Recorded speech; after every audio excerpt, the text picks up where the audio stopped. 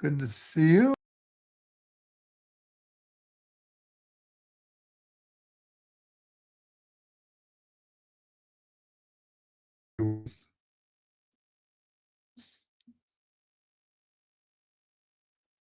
I'll keep my eye on the door here as we get started. Let's go ahead and get started. I know a few folks here, and perhaps others not. My name's Jeff O'Keefe. I'm the executive director of Zen Peacemakers, and this is a format we call Peacemakers Circles. We do this once, sometimes twice, every occasionally 3 times a week. We try not to do it 3 times a week, where we have.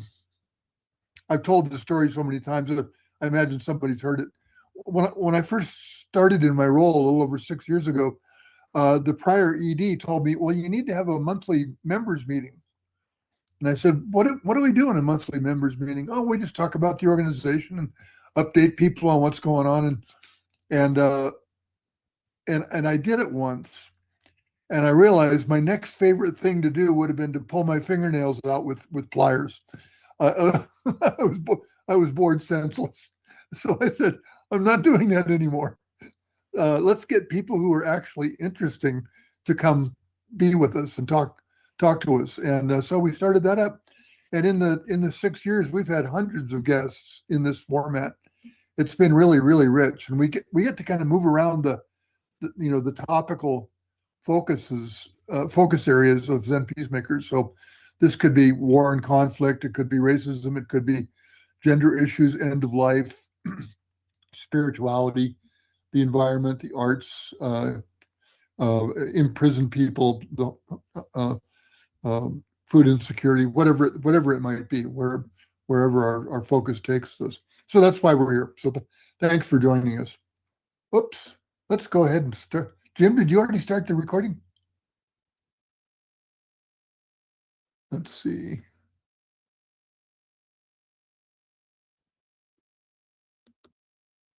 This meeting is being recorded. There we go. Okay. I'm age challenged, I think, these days. At any rate, I won't repeat all of that. So I just want to say thank you for being here and welcome. We do everything other than our in-person bearing witness retreats. Everything else we do is free. So anything you can do to help us out will really, really make a difference at the website. So thank you for that. And you didn't come to hear me. So I'm going to say okay to that. I'm going to introduce my friend T. Marie King. T. Marie, some of you know, T. Marie has been with us at our Bearing Witness to Racism retreat in Alabama. I don't know, T, 3 years, 4 years, something like that. Yeah. Yeah, and has been has helped us so much as a guide, as a teacher, really as an anchor, as somebody from the community. T. Marie's ringing in from Birmingham, where she lives. And I believe you will be joining us again in April. So we look forward to that. So without any more from me, I'm going to mute myself, say thank you all, and especially thank you to T. Marie, and I'll turn it over to you. And do you need to be, are you going to show images or anything? Do you need to be able to share a screen? No, I was just going to have a conversation. Okay, good enough. Then I don't need to make you co-host. Yeah, no, good. Okay, there you go. Awesome. Well, good morning, depending on where you are. It's going into afternoon here in Birmingham, but it's good to be with you all, and excited to chat with you. For those who may not be familiar with me or my work, just a quick little overview.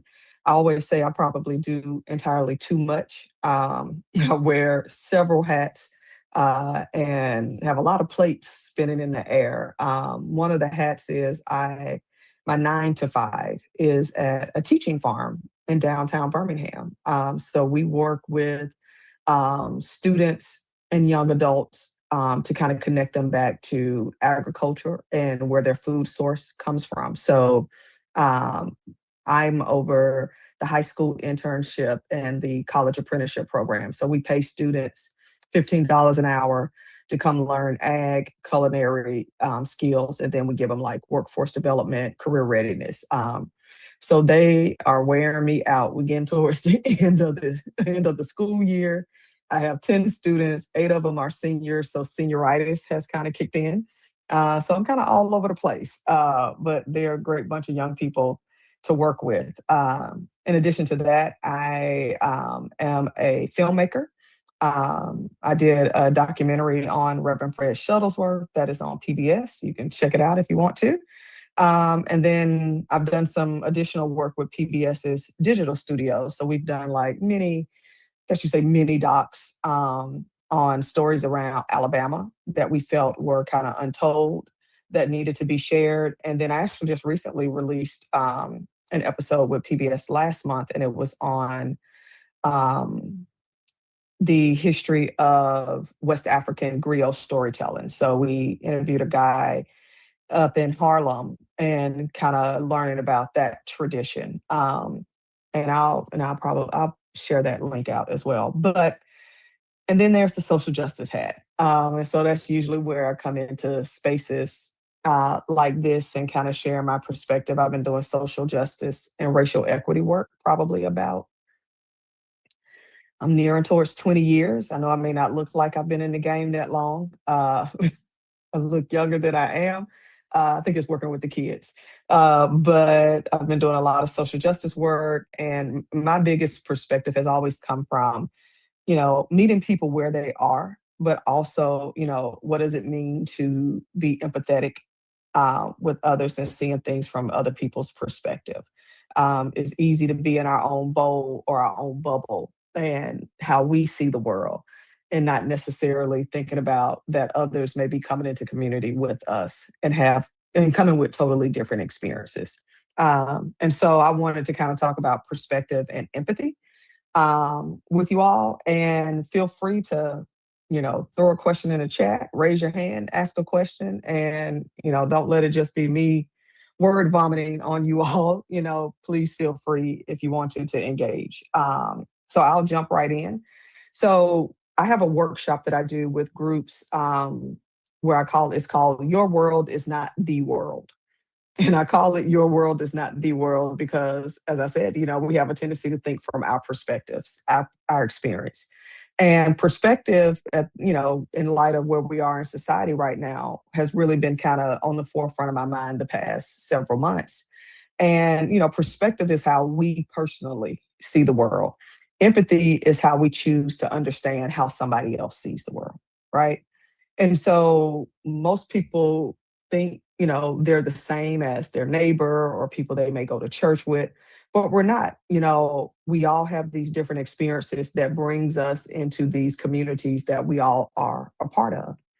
Now, before I get even deeper into that, I want to share my 4 principles of how I do my work or how I ground my work. The first principle is braving discomfort.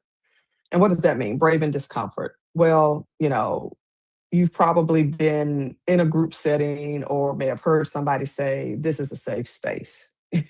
And the fact of the matter is we can't necessarily guarantee that it's safe for somebody, So I like to ask people, I want you to be brave as we have these harder conversations.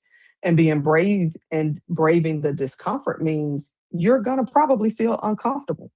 You're going to hear something that's foreign to you. You're going to hear something that's going to be like, whoa, I didn't know people were experiencing that. Or I didn't know that this happened over there. And it may be uncomfortable because it conflicts with maybe what you know of the world or what you have experienced.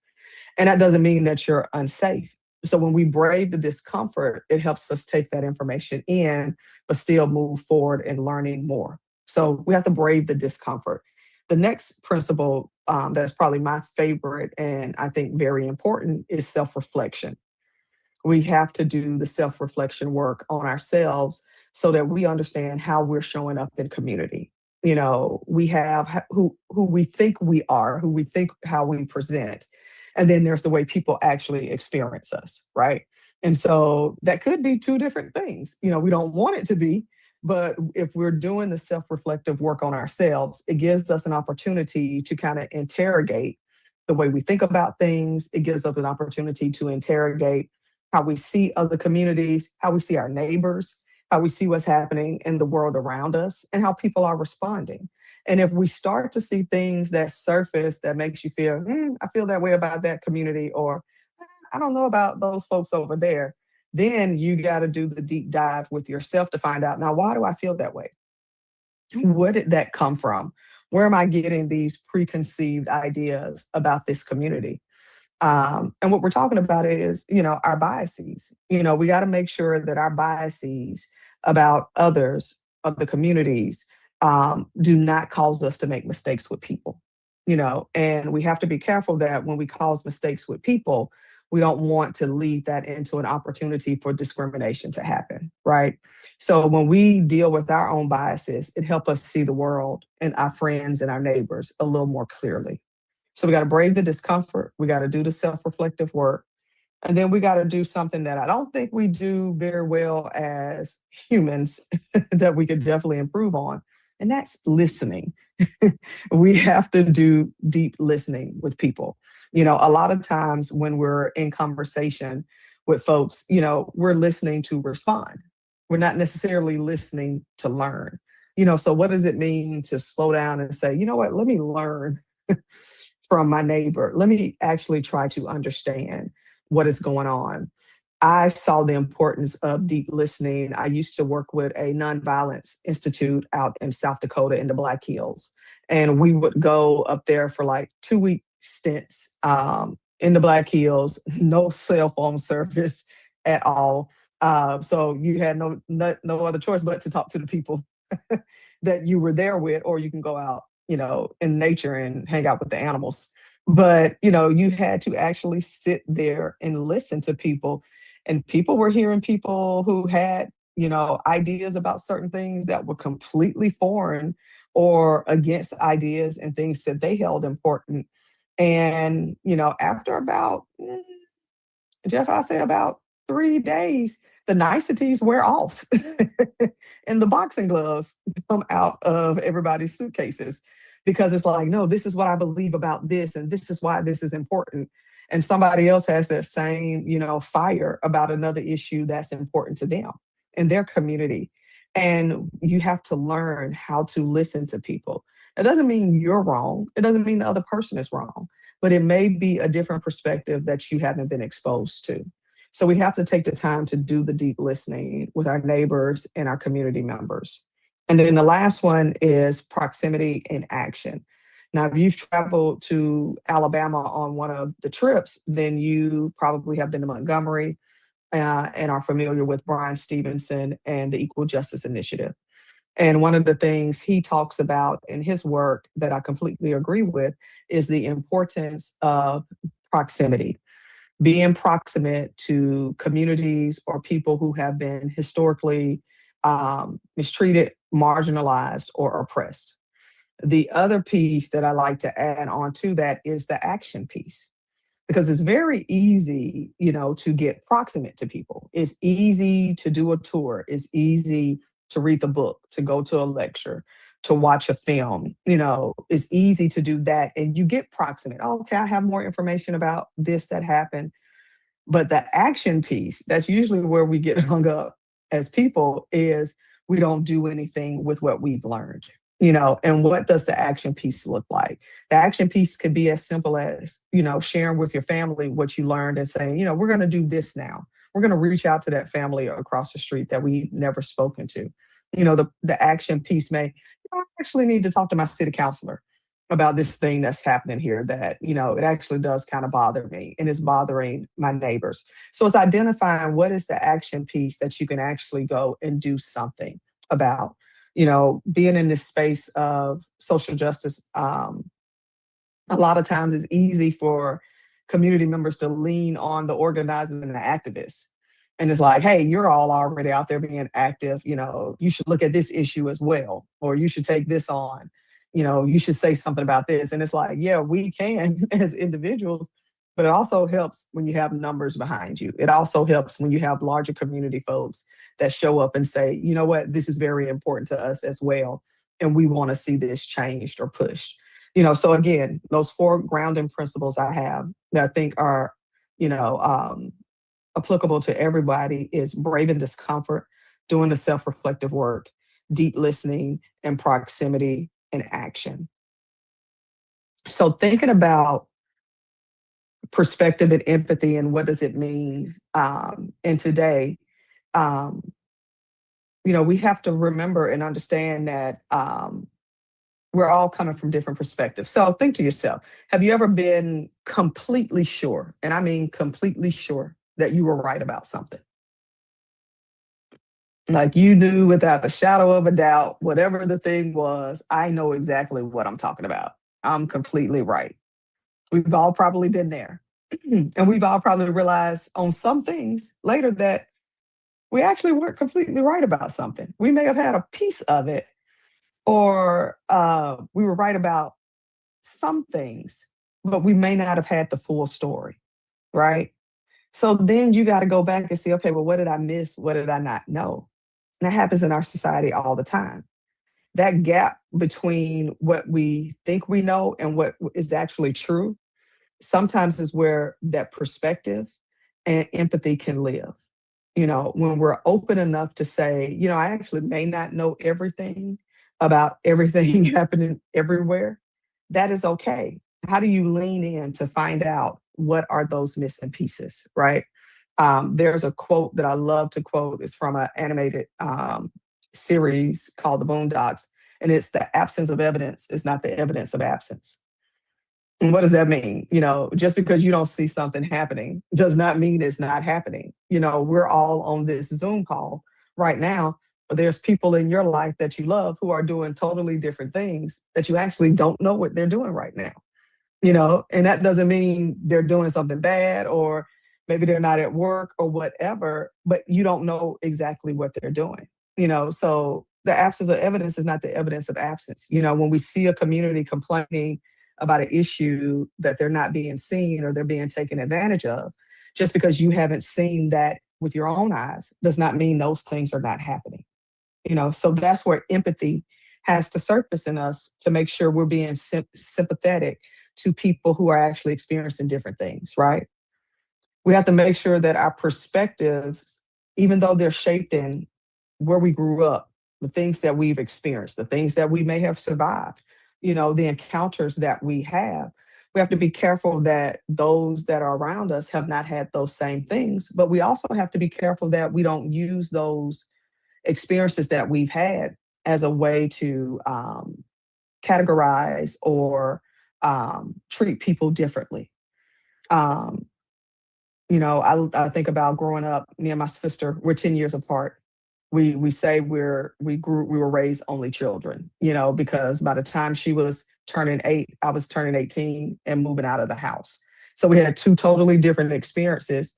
And you can have the same parents, grow with your siblings, and were raised differently, because maybe when you came along, your parents were just starting out and didn't have as much. And so you may have navigated, harder times. Whereas by the time your sibling came along, your parents had more, they were more seasoned in their jobs and had more access to certain things. So you see a younger sibling having access to more things that you didn't have. It's nobody's fault, but the perspective may be, well, mom and dad didn't care about me. I didn't get this, this, and that. I didn't have all these things for Christmas. Where the truth may be, like, they probably didn't have that much money at the time. I always laugh and say, when my parents had me, they were very young, and so I could take that information and say, not that they didn't love me or I didn't have the things that I wanted to have. In the situation they were in, they didn't have the disposable income to buy all the things that I probably wanted, and they probably wanted to. They just didn't have those resources. But now that they were doing better, another child in the family, now we can do all those other things. So my perspective from my thought process is, I didn't have this. They didn't do this. They could have tried harder. Whereas the truth of the scenario was they just didn't have a lot of resources at the time. It didn't mean that they didn't want to. And so if we're not careful, we'll create narratives that could be very harmful and could, erode relationships if we're not careful. I'm gonna pause for a second because I've been doing a whole lot of talking to see if anybody had any thoughts or questions so far. I don't like to miss that opportunity. And folks, we're a small enough group, so And I know some of you know each other, so just relax and trust each other. And if you've got something to say or a question or an observation or something's on your mind or on your heart, please. This can be rather informal. Yeah. I have a question. Hi, Ann. Hi. You use the word true and truth, and I'm wondering how you define that, particularly in light of the current world we're living in. Well, I think when I think of, I think it's almost, I look at it kind of like this. I think when you think of truth, I'm thinking reality, a factual thing that happened, right? And I think your truth as an individual may be what you experience, and then there's actually what was going on in the situation. So it's almost like you're thinking about maybe seeing an accident from different perspectives. The truth of the matter is that an accident did happen. But if you were further back, you might have seen a car cut in front of somebody and knock them off the side of the road. And your truth might be, well, I saw him get into the other lane and it knocked this car out of the road. And that's what happened.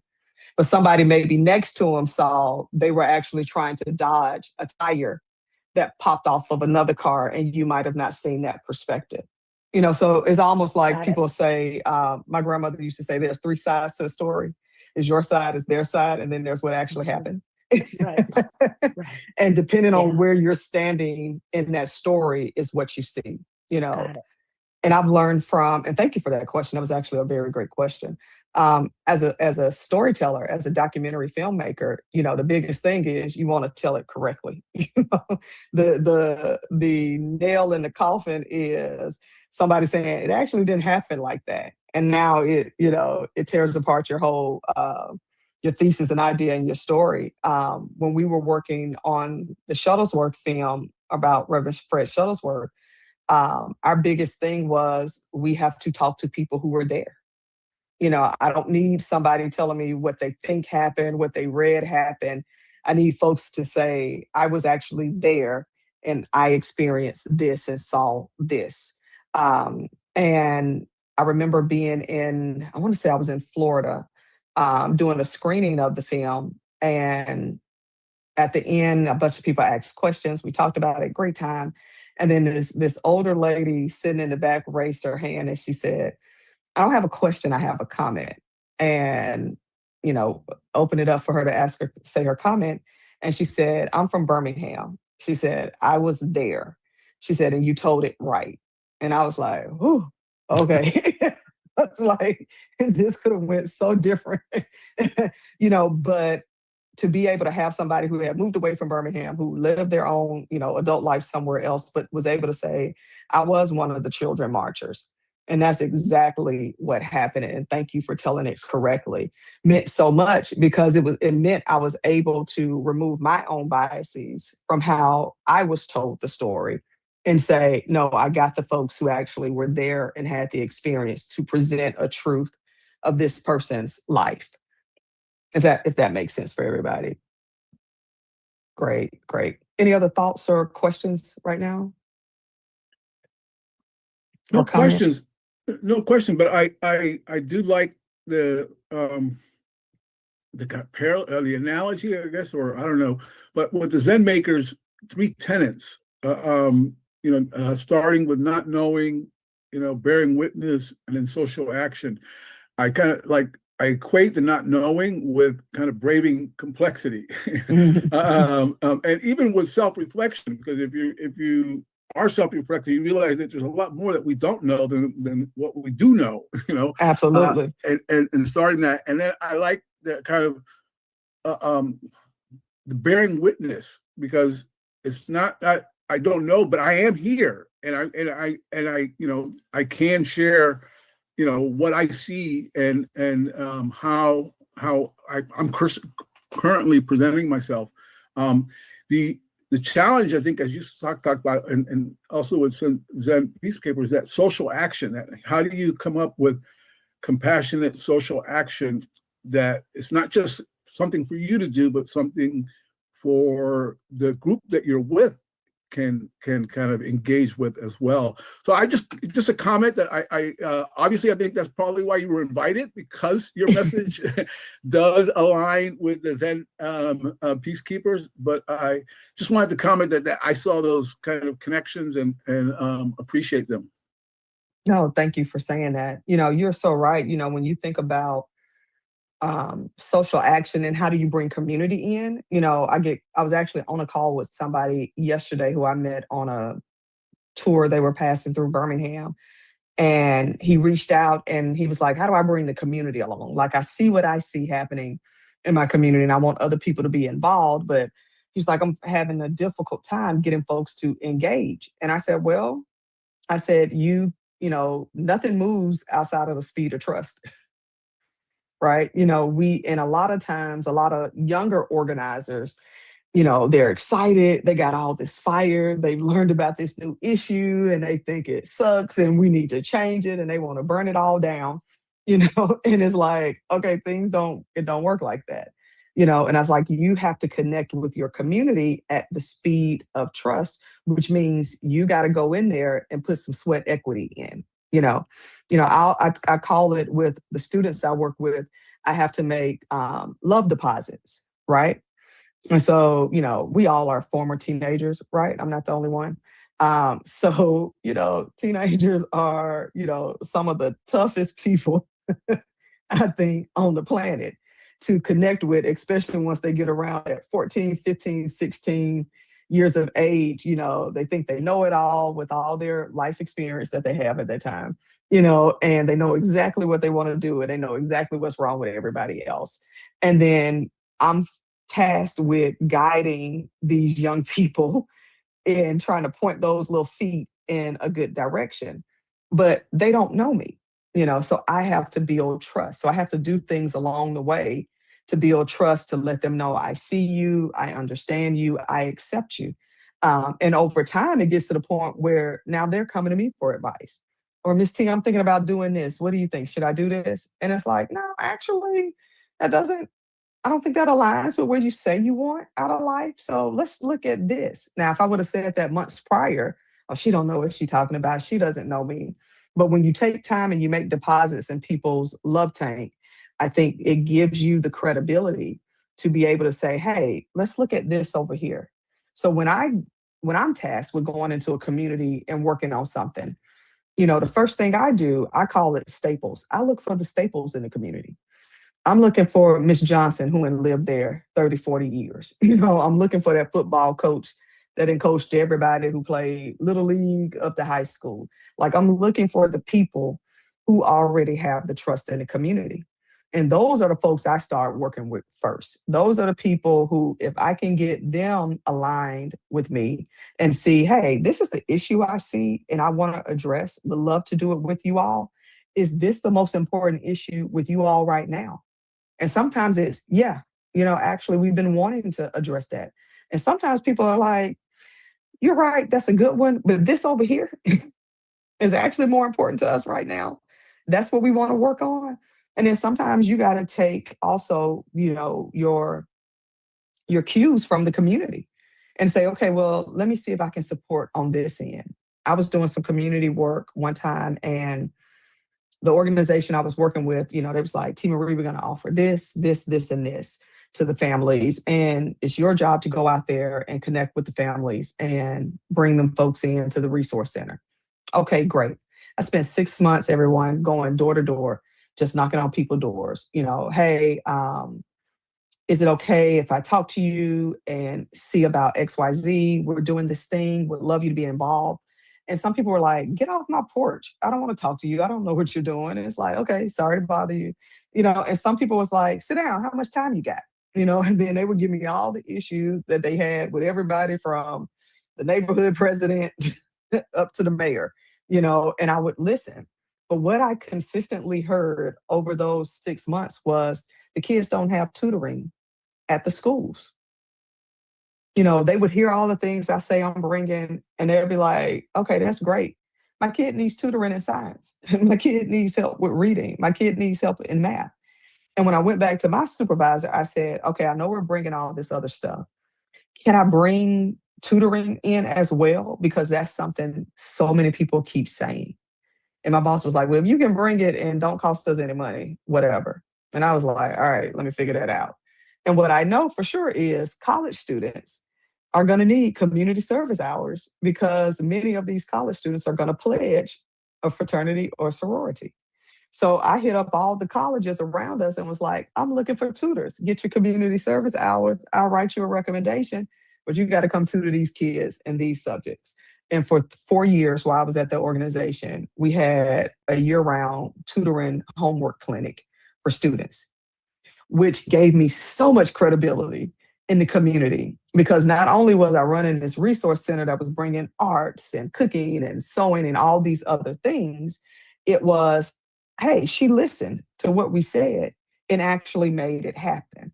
And so now I made deposits in all these folks. And even today, I can go to that community and do an event or host something, and those folks will still show up, because I actually listened.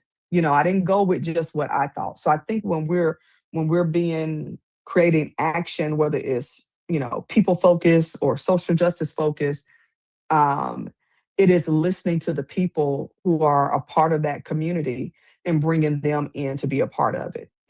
Everybody on this call, everybody we know wants to feel as though they're heard and that they're valued, right? And so we as practitioners, as organizers, we have to make sure that what we want to see, the change we want to see, doesn't override making sure the people who we say we're doing the work for feel valued, if that makes sense. And I think that's where you have to lean into empathy. We all understand being sympathetic, but, being empathetic to people, I think is a whole nother level. And I think it's probably one of the muscle that we can develop and strengthen the most. And empathy at its core is the ability to share and feel another person's emotions or perspective. So if you think that empathy is not agreeing with someone, it's choosing to understand them, even when you might necessarily understand it, or even when it may be just a little bit uncomfortable. So what does being empathetic with your community mean? It means listening without preparing your response. We've all probably been in a situation where maybe you're in a debate with somebody, or, a very passionate, let's use that word, a passionate discussion. And it's like, if they'll just be quiet long enough, I can tell them my perspective or how I feel about this issue. But being empathetic is, let me listen without being ready to respond to what they're saying. It's asking what I call being carefully curious, asking those questions to get more information to kind of understand their perspective and where they're coming from.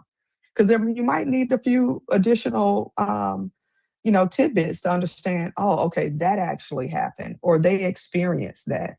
That's why they respond that way. A lot of people use the word now, triggered, this triggered me. I was triggered. Well, what was the thing that caused this response, that when something similar happens again, that response resurfaces? I talk to the students about that all the time. Oh, that's my trigger, T. Marie, Miss T. Okay, that's cool. Let's talk about why you're having that trigger. Where did that come from, and how do we address it so we can remove that from you? So we have to make sure that we're being careful when we're in community, and things we think may be harmful, may be a trigger. Where does that come from? What led to that? As somebody who, 80s kid, I tell folks, I said, well, I look at the playground equipment now with students, I'll be like, this is plastic. I grew up on metal playground equipment, and sometimes I make the joke, I don't mean any harm, but I'm like, y'all didn't have metal playground equipment, and it shows, and how people are acting. But it's like, if you got bumped, you scraped your knee. We all probably on this call got battle scars from the playground, sliding down a metal slide. Who came up with that idea? Um, he probably got third-degree burns or close to it, just trying to have fun, right? And so it's like, well, this is the experience I have. So, certain things don't bother me as much. Whereas other folks may not have had other experiences, growing up and experiencing, tragedies. Like I remember sitting in class watching the Challenger explode. And that completely shifting, okay, you know what I'm not doing is a job in science. And that completely shifted not just my perspective, but a lot of students who watched that. Because what happened? That happened, and at least at my school, they turned the TV off and was like, all right, take your books out. Nobody explained to us what happened. Nobody circled back later and said, okay, this horrible thing happened. You all watched it live on television. Let's talk about how you feel about that. Nobody did that. So those of us who experienced that, we either went one or two ways. You either triggered by things or you become cynical. And it's like, oh, well, I've seen that before. It doesn't bother me. I've learned to bury it and just move on. Again, seeing and experiencing the same things, having different perspectives of how it hits you, right? So I think when empathy allows you to recognize that sometimes people carry things that we don't see.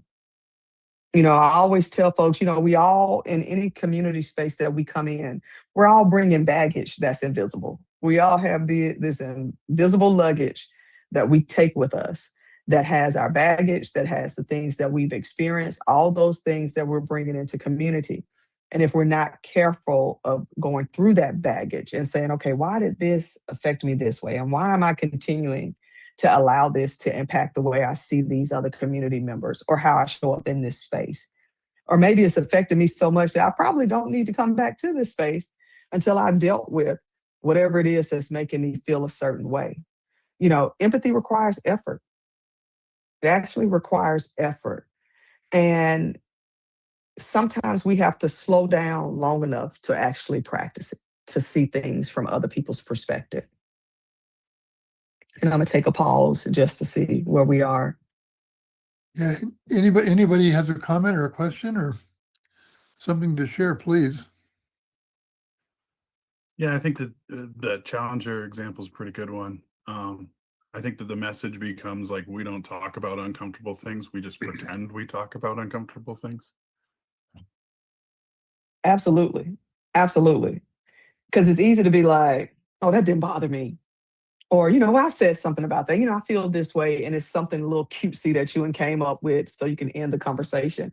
To me, I liken it to getting on the elevator and, how are you doing? You really don't care how they're doing, but you're being polite because, and I'm from the South. So we got this Southern hospitality thing that it just drives my cousins from the North. They're like, why everybody speak down here? Like, it's like, we just do. Like, that's just a Southern thing, so it's being able to understand, like, how did that actually impact me? And now I think time has sped up, is how it feels to me, especially with technology, that everything is so quick. Everything is a post. Everything is a text. Everything is whatever. And it's easy to think you've addressed something that you actually haven't, or I do it all the time. I'm preparing to send somebody a text and never press send, or drafting an email and don't, actually hit send. And it's like, hey, I never heard back from you. And it's like, in my mind, I thought I responded to you. I actually didn't. And if we're not careful, and it's like, well, so-and-so ain't got back to me yet, and they were supposed to let me know about XYZ. Actually, it's on you. You actually are the one who did not send the earlier reply. So I think it's us exercising and strengthening that empathy muscle so that we are able to see things from different people's perspective. And then being open to learning new things, even if it may hurt or sting a little bit, but being open to learn from other people's experiences. I love having a diverse network of friends and associates. I love it. I've always loved learning about people, which is why I kind of fell into documentary filmmaking as my choice. I've always wanted to be a filmmaker, but I thought I would do more narrative stuff, but I just love learning about people. I want to know your experience. I want to know, how did you get where you got? Like, I'm just open to all the things. And I remember when I first went to the Black Hills, I met this amazing woman who has since transitioned, Darlene Pipeboy. And she was at the time, 75-year-old Nakota washerwoman. And just the sweetest thing and so much knowledge. And we were talking one day, and two people in the group got into an argument about bikes. And by bikes, I mean bicycles. And one person thought that we should no longer drive cars. Everybody should stop driving their cars and should use bicycles as their permanent transportation. And it would help the environment. And I mean, like, he had this amazing list of reasons of why he thought this is what it should be. And then another person was like, that does not make sense. Like, how's that even feasible? Blah, blah, blah. And she had a reason. And these two argued like, oh my gosh, like they were literally at war. And it took a minute for us to realize they were actually arguing about bicycles and cars. But they were so strong on their opinions and not looking at it from the other's perspective. And so me and Miss Darlene were sitting down talking, and she was like, if they would just sit down and listen to one another, they might be able to convert each other, to the other side. And just this slow pace of thinking, very methodical, a woman that was not in a rush at all. And I was like, I like this lady, And so I started hanging around with her for a few days and just kind of following her around and just wanting to learn about her. And we got to having a conversation about what had happened to the indigenous people of South Dakota.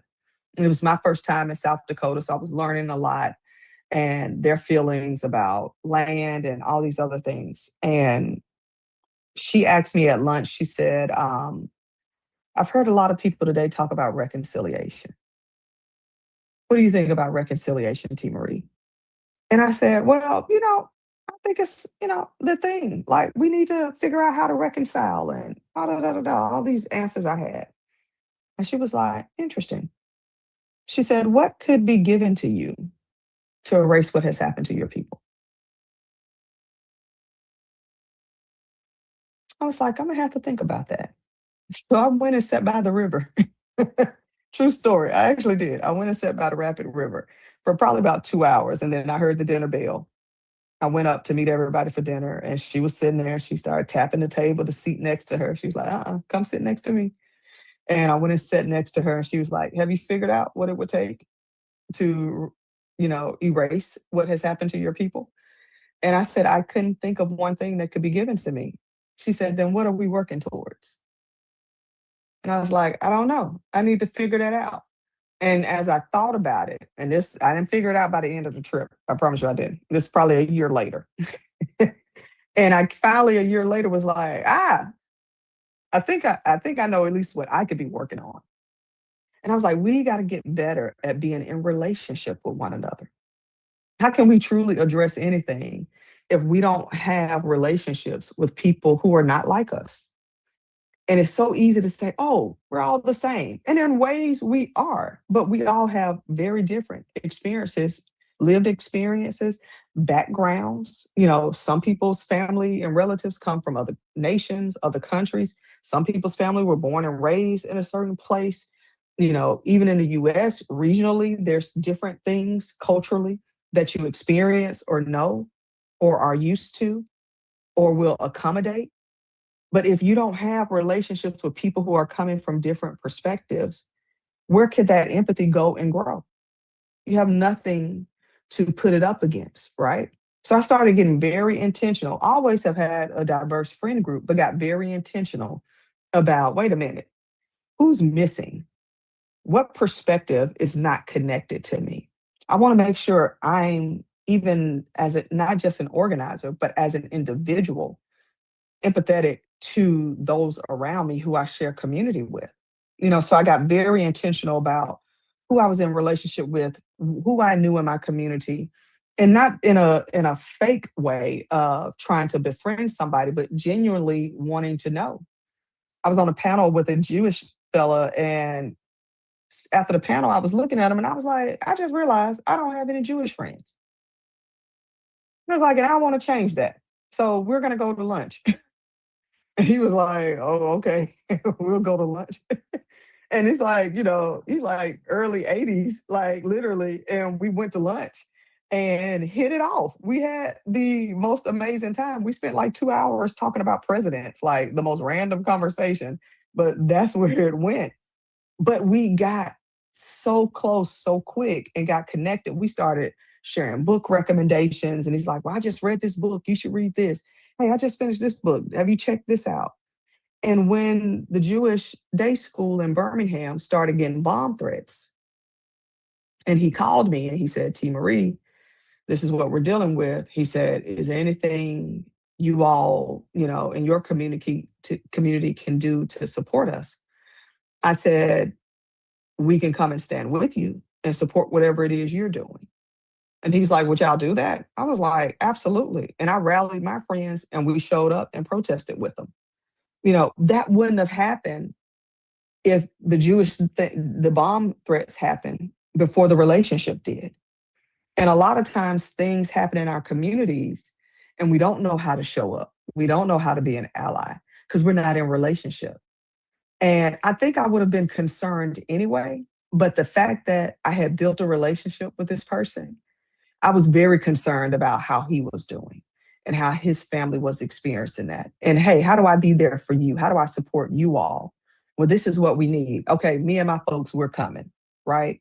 And the more, I believe, the more we build relationship with our neighbors, with our community members, the easier it gets to be empathetic with what they're going through. I don't have to know what you're going through to stand with you. I don't have to know how it feels. We all know what it feels to be left out, not valued, to feel taken advantage of. We're very strong in our opinions when it's us, but we get quiet when it's others, right? And I think it's Mayor Arrington who says this quote in the film I did. I can't remember who he said it, but he said, it's not always the bad people, it's the good people who stand by and do nothing. Because that's easy. It don't cost you anything to stand on the sidelines.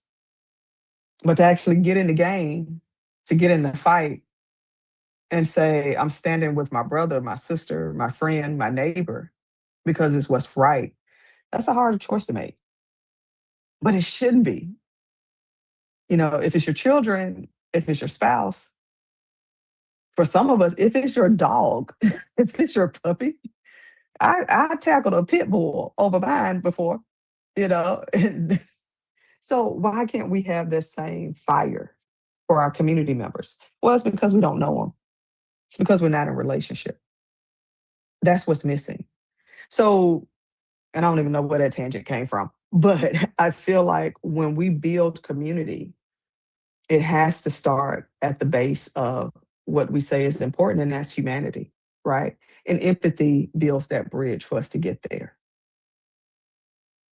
I'm gonna take a pause to see if anybody had any thoughts or questions. And welcome the folks that came. Eliza, welcome if you're here, and Nancy and Valerie, thanks for joining us. And we're being kind of casual today, so anybody has a comment or a question for T? So I am suffering from empathy overload with all of the things going on. I mean, I'm feeling everything really deeply, and there's so much need right now, and there's so much cruelty going on. And I kind of have come to a place where it kind of stalls me because there's so much to do. Can you say something about that, about empathy overload and your thoughts on that? Yeah, I think it's a real thing. I do, because I get exhausted as well. Um, because you're right, it is so much happening. It's so much happening, and it's so much coming at us from so many directions, consistently. Um, I'm a fan of identifying what you can address at the time. Um, you know, I use this analogy. I do a lot of racial justice work, and I'm big on youth advocacy. Those are probably my top two. And if somebody reaches out to me, it's like, T. Marie, we need to do this thing around climate change. And I need you here and I need you involved. And it's like, hey, I want clean air. I want fresh water. I want all the things. That's not my area of expertise, yet I am for all of that. So I may not be able to show up in this way. Is there another way that's more of a low hanging fruit way that I can show up in? I can sign the petition. I can write a letter. I can, email my senator or my representative. I think it's finding those spaces of not trying to eat the whole elephant, but take the bite that you can and focus in there is what I would recommend, because it's easy. And I think also taking care of yourself. I think anybody in the world right now should have some type of self-care routine. I think we definitely need it. And if you're actively out there fighting different issues, you really need a self-care routine. I'm a big fan of, um, I have my non-negotiable nights. So I have nights, right now, it is Thursday night that I watch television. And I don't care what you planning, it better happen before 6:30, you know, because my TV shows are coming on, and that's how I decompress. Any other time you got me, anytime, other time you can access me, but that's my time to decompress and build myself back up. And then I try to find a weekend a month that I don't do anything but something I want to do so that I can have that time and opportunity to recharge.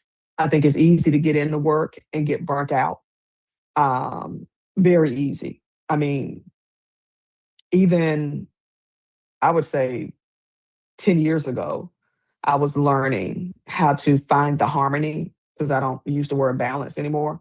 Find the harmony in doing the work, and then how does T Marie take care of herself? I'm doing this work that I've committed to, but hey, you got to make sure you can stay in the work. So I think having self-care, not trying to eat the whole elephant, find your piece of the puzzle, and that's the thing I'm gonna focus and address. Um, yeah, that would be my response to that. I hope that's helpful. Thanks, Jacqueline. Any other thoughts or T, I've got a question for you, go for it? I've been kind of letting it bubble around a little bit, and I think what I want to ask you about is hope, but we'll see it. We'll see how it comes out. Okay. um, it occurs to me that that you're, from what I know of your life, it's literally the embodiment, maybe not so much of hope, but of something instead of hope, which is to do something to make things better. Mhm. Personally, maybe I've shared this with you before, but I was 10 years old in 1963, and there was a black and white photo in our local newspaper. I grew up in a white kid in an all white sundowner town in Washington State.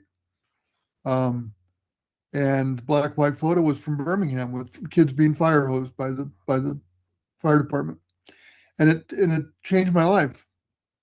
Um, um, and it has seemed since, until recently, that it's been incremental. It's been glacially slow, but things have been getting a little better.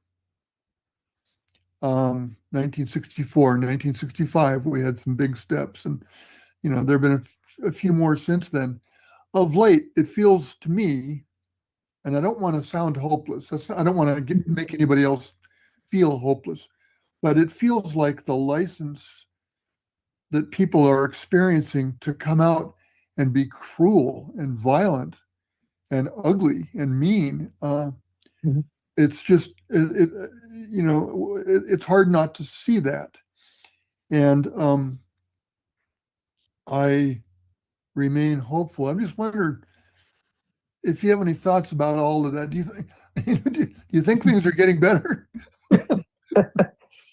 It can look very confusing if you turn on the news. Boy, howdy. Um, Yeah. I laugh because folks I work with, they'll be like, "Did you see such and such on the news?" And I was like, "Nah, I don't get my news that way.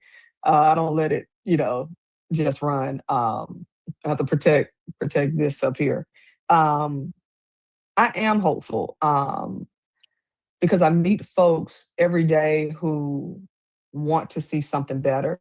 Um, a lot of these young people that I get an amazing opportunity to speak to, they're just as confused as we are of like, why is it like this? Why are you adults messing up everything?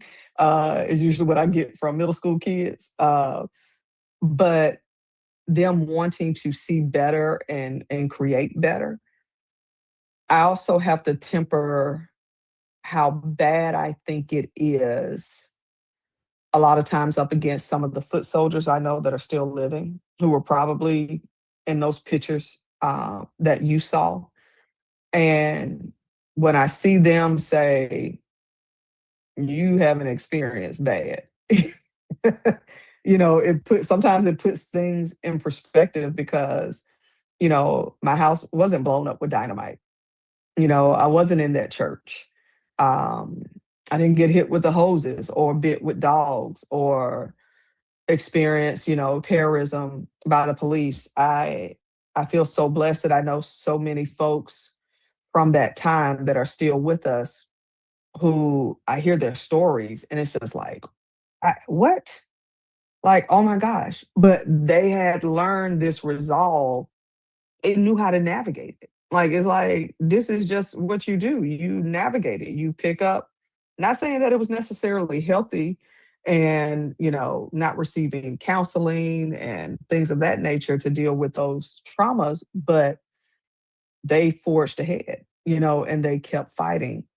And those are the things that give me hope when I can look at these folks and see, there's an amazing man. Some of you may have met him from Selma, Mr. Charles Malden, who, he was on that bridge with John Lewis. He was a teenager himself. And he's always talking about his experience and everything. And to see that man still giving tours all these years later, and he shows up with the same attitude of T. Marie, and we keep telling the story.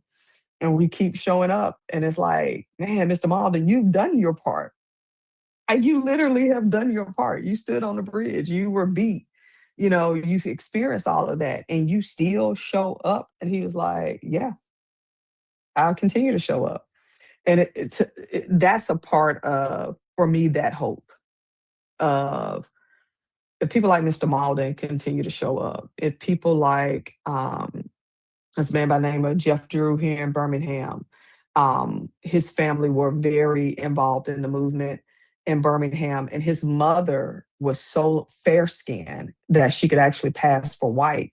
So when they were planning protests, she would actually go in and do kind of like the recon to see these are the exits, this is this. And that was her role in helping strategizing a lot of the decisions that Reverend Shuttlesworth and Dr. King were making for Birmingham.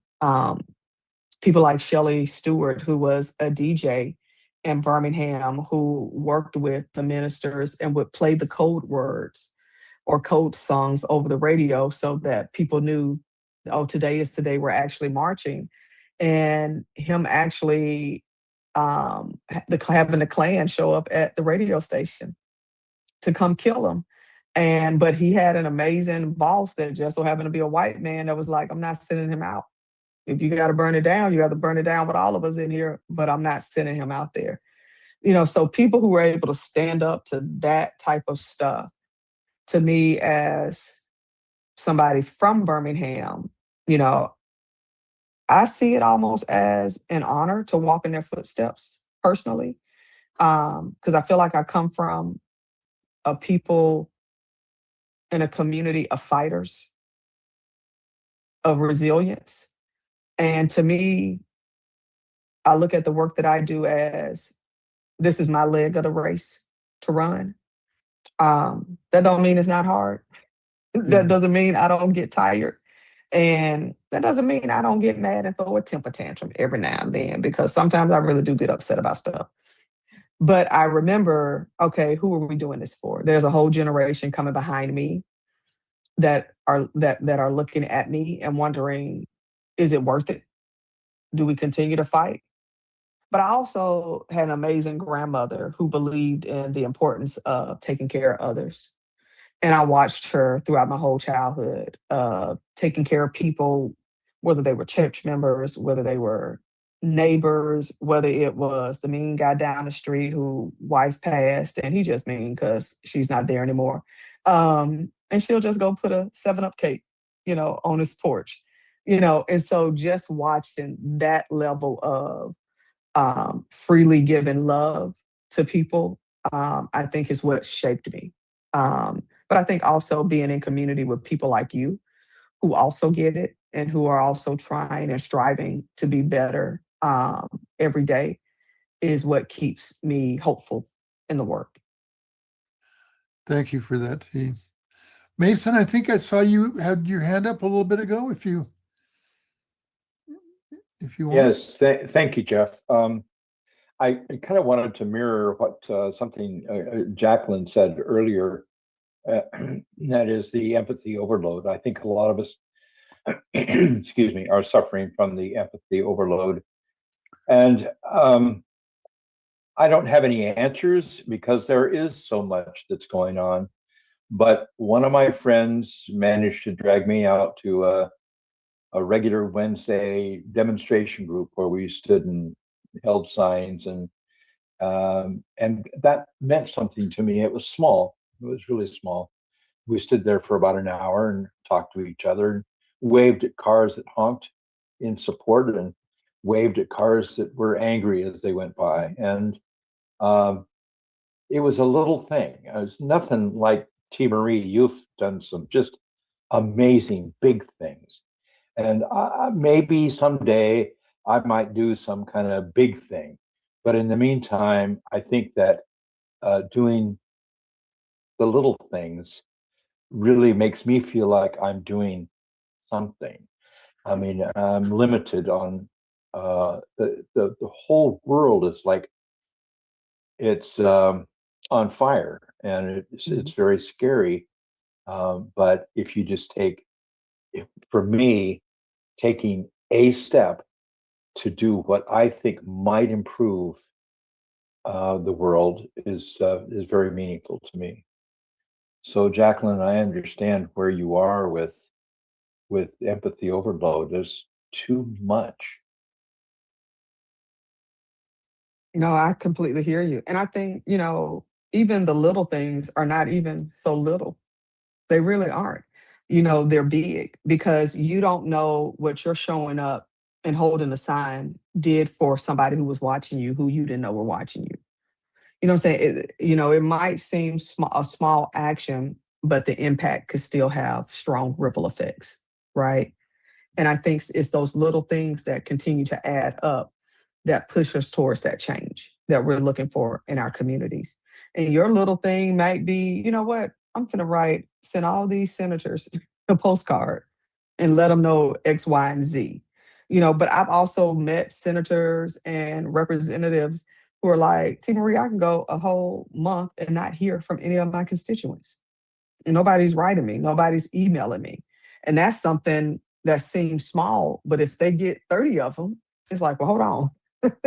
Why am I all of a sudden getting all of this, reaction or response? So, I mean, how the Bible says is do not despise small beginnings. But I think nothing that anybody does that moves us towards change is just little. It's all meaningful and important. So thank you for that. Thanks, Mason. Anybody else have anything? Yeah. I'm Anne, Yeah, thanks, Jeff. I'm appreciating the flavor of this conversation and just would like to add that I think each of us has our own capacity. If we take a genuine look, some of it's story we may tell ourselves, some of it is genuine. I know sometimes I think that I have a overly porous nervous system. Everything gets in, and I'm working with that as best as I can. But I think self-care, self-respect, self-understanding to start is critically important. And as we know from our Buddhism, our thoughts and words have effects. Actions, absolutely, but sometimes just that capacity to do that is just really important. And so I appreciate, T. Marie, you're sort of talking about ripples, because, I believe that to the extent that I'm cultivating kindness, it's making a difference. I may not see it in my lifetime, but I have to still believe it. So really the self-reflection and being authentic with what's mine to do seems so important. So thank you. Absolutely. No, thank you for saying that. It made me think of something I share with college students is this analogy where there's some seeds you will plant, there's some seeds you will water, and then there's some seeds you will see the harvest of. So what does that mean? There'll be seeds that you'll plant. You might actually get to water them. You might never see the harvest of those things that you planted. And then you might actually be watering somebody else's seeds that they planted. And you might actually get to see a little bit of that harvest. And then sometimes you wake up and you just see the harvest of something that you had nothing to do with. You didn't plant the seeds, you didn't water them.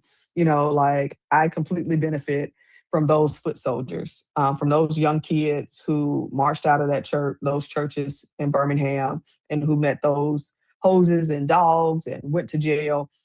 I had nothing to do with those seeds, the watering of it. I just so happened to be born into a community that had shifted by the time I arrived on the scene. Not that there weren't issues still in Birmingham, but I didn't have to experience the segregated water fountains, the segregated spaces. You can't go here, you can't go there. So I experienced a harvest of something that I didn't plant or water. But I'm planting seeds now that I understand I probably would never see the harvest of. I might in some cases, if, I'm blessed to live, a long life. But while I'm here, I'm going to plant what I can, water what I can, and count it a blessing if I see the harvest.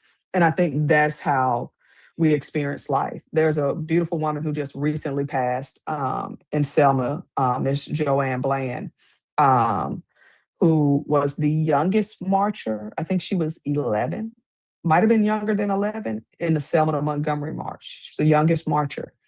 And she tells people, or would tell people, identify what your Selma is. We all have a piece of the puzzle, in this tapestry of what is our world. You just got to figure out what your piece is and you play your piece. You put your piece in place. And I think those are the different seeds that we have. Thank you for sharing that. thanks, T. Yeah. David Libby, and go ahead, David. T. Marie, thank you very much. I really appreciate the metaphor, or it's more than metaphor, but the planting of seeds, literally. And I just want to, I don't want to sound Pollyannish, but when I hear a phrase like the whole world is on fire, it's not the whole world. Mm-hmm. And I've personally kind of devoted myself to finding the validity and the value of beauty with a capital B. The song, Where Have All the Flowers Gone? Well, Mm-hmm. the flowers are returning. It's spring. And the flowers aren't necessarily what's disappearing. And so I, as part of self-care, and also just, there is that within this world of ours that is incredibly beautiful. And of each of us as human beings, and also all of nature that we're part of. And I think it's very important. It's sure important to me to remember that beauty with a capital B, because it's powerful. It's very, very present. Thank you. Absolutely. Thank you.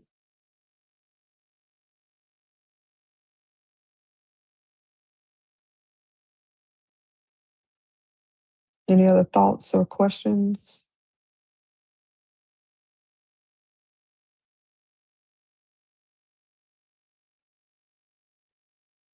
I don't know where we are on time, so I am.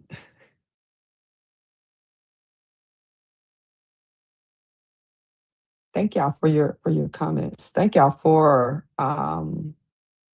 engaging in this conversation and taking time out of your day to listen to me. I really appreciate that. I hope I said something that was thoughtful and hopefully encouraging. And letting you know, we're in this fight together, in different spaces. And I think you're absolutely right, David. We have to look at it with the beauty with the capital B, and hopefully reveal that to other people around us who the world may not look like that to them, but maybe we could be that capital B in their lives. Thank you, T. And I would be remiss if I didn't put in a plug for our Bearing Witness to Racism retreat coming up in April. I know Eliza, you'll be there. T, you'll be there. Mhm. Maybe somebody else. BJ, good. That's right. You're going to be there as well. Thanks. But for everybody else, hearty encouragement to join us. We will begin on Thursday evening, the 23rd of April in Montgomery. And we'll spend 3 nights in Montgomery, and we will spend quite a bit of time at 2 of the Equal Justice Initiative's museums in Montgomery, the Legacy Museum and the Peace and Justice Museum as well, and then elsewhere in Montgomery also.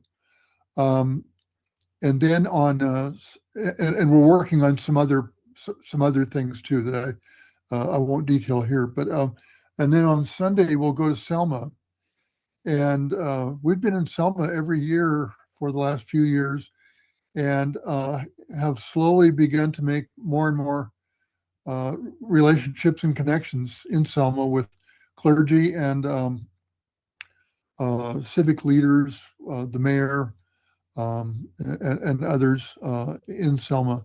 So we'll spend Sunday afternoon, Monday and Monday night in Selma, and then return to Montgomery, and that'll be the end of the retreat. One of the things that T. Marie referred to the foot soldiers, and I won't go on here very long here, but this is just really touching for me. We do Bearing Witness retreats in Auschwitz, in the Black Hills, and in Alabama, and we've done them elsewhere over the years. But of the current retreats that we do, the people who were directly involved in the near complete genocide of the Native American people are gone. Their descendants are here, but the people who are directly involved are gone. We are very close to it being the case in Auschwitz, where survivors and perpetrators of the Holocaust will be gone. That was 80 years ago. But in Alabama, there are people, as T. Marie pointed out, there are people who were there in 1965 and before, and they won't be for long. It's just how our life goes. So it's kind of a rare opportunity to be able to talk with people who were present on the bridge or on the march from Selma to Montgomery, or at other events around Alabama. So anyway, strong encouragement to have you join us if you're so inclined. So Thank you for listening. And T, do you have anything you want to wrap up with, or should we just go ahead and No, I don't have anything. I think I talked y'all ears enough. But thank y'all for the invitation. It's always good to be in community with such amazing people who want to leave the world better than we inherited it, right? So as always, please consider me a resource and a friend. You can always reach out at any time. So it was good to be with y'all. Thank y'all for the invite. Wonderful, wonderful. And we do consider you a resource and a friend. So everybody, thanks so much for being here. Take care. Come see us again, and stay safe, stay healthy. Bye-bye. Begins with the courage to confront suffering, our own and that of our communities. Our separation, grounded in seeing only difference, has left us fragmented. We face the limits of our understanding and seek to see more clearly. We listen to lived histories of injustice and join movements that bring healing to systems and hearts. This work is ongoing, imperfect, and essential. Together, we move toward a more just and liberated world. In a world often divided by chaos, there is a beacon of hope, a community dedicated to realizing our oneness and relieving suffering through contemplative social action. Welcome to Zen Peacemakers. We believe in the power of every person to make a difference. We envision an enlightened society where suffering is transformed into wisdom and compassion, and all beings live in harmony. We come together, breaking barriers of faith, culture, and background. Through contemplation, we cultivate inner peace, awakening compassion within. We channel compassion into taking action. From supporting people in need to empowering communities, we are a driving force behind positive change, whatever the action may be. We bear witness to suffering, standing alongside the marginalized and the forgotten. Our hearts open wide, transforming pain into healing and love. We embrace the tenet of not knowing by letting go of fixed ideas about oneself, others, and the universe. Join Zen Peacemakers. Be the change you wish to see in the world. Your support and donations make our work possible, allowing us to continue transforming lives and communities. Together, we can create a more compassionate and just world.